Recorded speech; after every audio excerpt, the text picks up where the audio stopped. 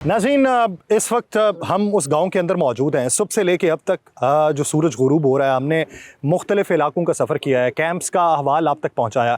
तो ये यहाँ पे जो आबादी मौजूद है, इसके कुर्बो जवार में जो गांव थे, वहाँ से तो इवैक्यूएशन हो चुकी, यहाँ से क्यों नहीं हुई?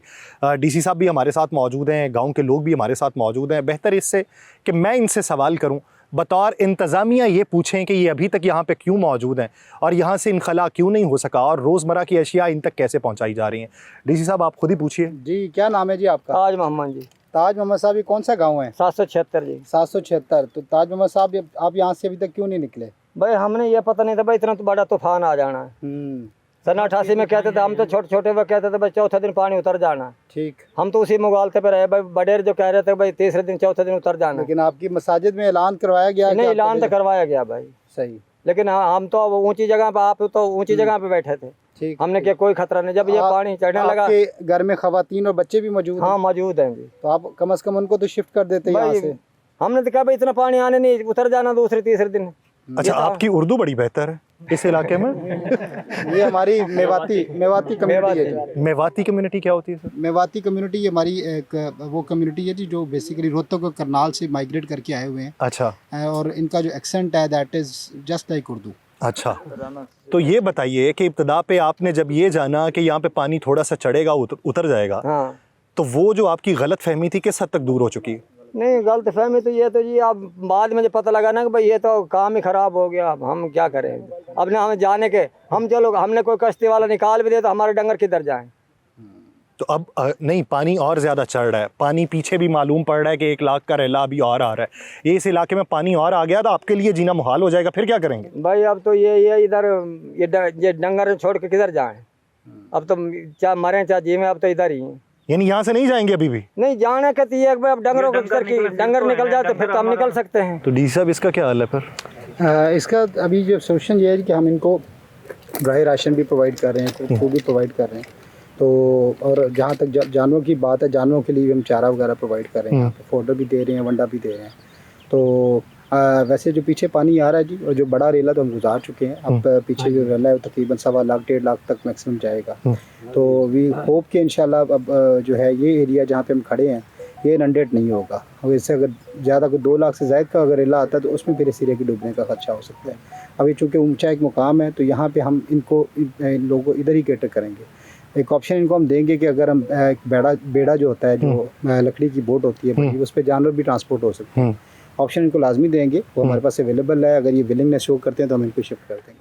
अगर डीसी साहब कहें जी कि आपके ये मवेशी भी यहाँ से मुंतकिल कर देंगे, फिर तो हम भाई जा सकते, नहीं तो हम नहीं जाएंगे इधर से। सारा कुछ मुंतकिल कर दें तो चले जाएंगे? हाँ, फिर चले जाएंगे।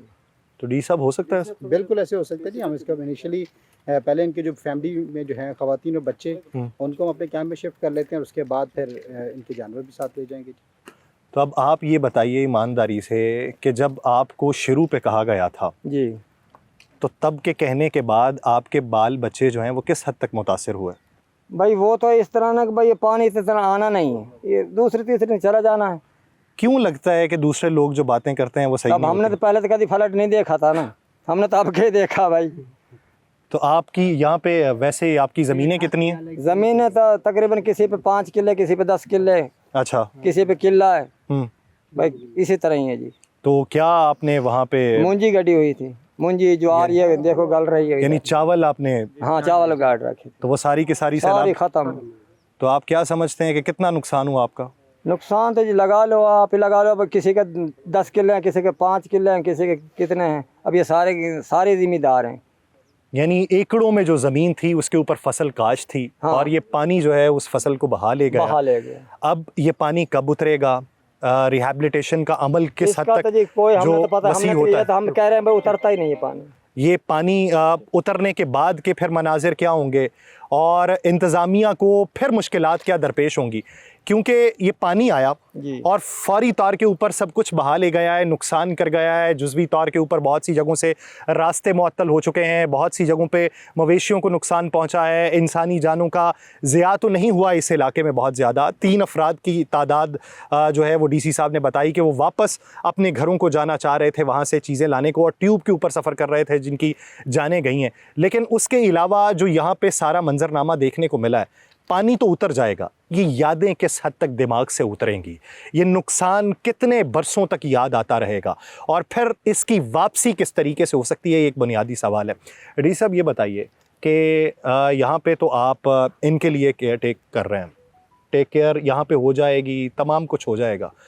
अब ये बताइए कि तखमीने के एतबार से कितने दिन लगेंगे ये तमाम तर मामले को ठीक होने में? देखिए जी, जहाँ तक मैं अंदाज़ा लगाऊँ, अगर अपना एक रफ एस्टीमेट, तो कम से कम हफ्ते से 10 दिन तो मिनिमम है, जो पीछे रेला अभी 1.5 लाख क्यूसेक का हेड बलूकी से चला है, वो हम तक पहुँचे, और तकरीबन आने वाले 10 दिनों में वो यहाँ से गुजर जाएगा। लेकिन मज़ीद उससे 10 से 15 दिन चाहिए होंगे पानी को रिसीड करते करते। तो अगर पीछे से पानी मज़ीद नहीं आता, जो कि जसड़ के मुकाम पे अभी कुछ 70-80 हज़ार क्यूसेक के करीब चल रहा है, तो अगर यही फ़्लो रहता है तो फिर आई होप कि ये एरिया जो है अगले महीने के अंदर अंदर इसको हम जो है पिछला जो प्रोटेक्शन बंद है जो आपने देखा, उसको हम वहाँ पे दोबारा से रिकन्स्ट्रक्ट करके तो इन एरियाज़ में फिर पानी उतरने का अमल शुरू हो जाए। नहीं, यहाँ पे पानी उतरेगा कैसे, ये एक सवाल है, क्योंकि ये दरिया का एरिया तो है नहीं। तो ये रावी का पानी जो इधर आया है, तो क्या ये किसी और तरीके से रावी में शामिल होगा? ये जी पानी जो है यहाँ से अपना रास्ता बना चुका है विद द ग्रेविटी। अच्छा। यहाँ से हमारे 13 देहात मुतासर किए, और आगे 20 से 25 देहात जो हैं वो खानेवाल डिस्ट्रिक्ट के मुतासर किए, और वहाँ से फिर घूमता हुआ दोबारा से दरिया रावी में ये शामिल हो चुका है। अच्छा। और इसका ये रूट बन चुका है। अब ये इसी रूट पे जो पानी आहिस्ता आहिस्ता महीने के अंदर अंदर इंशाल्लाह यहाँ से उतर जाएगा। अच्छा, एक बात बताइए, आपने जितनी सड़कें बताई, राबिता सड़कें जिनका राबिता मुनक़ता हुआ, वहाँ पे ब्रिजेस हुई, उनकी बहाली के लिए कितना वक्त लगेगा? अभी तो देखें जी, हम इस फेज़ में हैं कि हमारी जो सड़कें हम उसका एग्जैक्ट अंदाज़ा कर सकें उसमें नुकसान किस हद तक हुआ है, और जैसे पानी रिसीड होगा तो उसके बाद से ही इसकी रिहेबिलिटेशन का काम शुरू हो सकता है। अभी हम सिर्फ अपनी एक एस्टिमेशन कर चुके हैं कि हमारी इतनी रोड्स हैं जो कि मुतासर हुई हैं, और उनके लिए हम फर्दर जो है वो हमारे PC1s वगैरह जो है वो कंप्लीट हो रहे हैं, बन रहे हैं। लेकिन इसमें जो बहाली का काम प्रैक्टिकली उस वक्त शुरू होगा जब पानी उतर जाएगा, और उसी सूरत में मेरा ख्याल है कि मज़ीद महीना एक लगेगा। उसके बाद मुझे ये जुमला कहना तो नहीं चाहिए, लेकिन आप क्या समझते हैं तरक्याती एतबार से ये ज़िला कितना अर्सा पीछे गया है?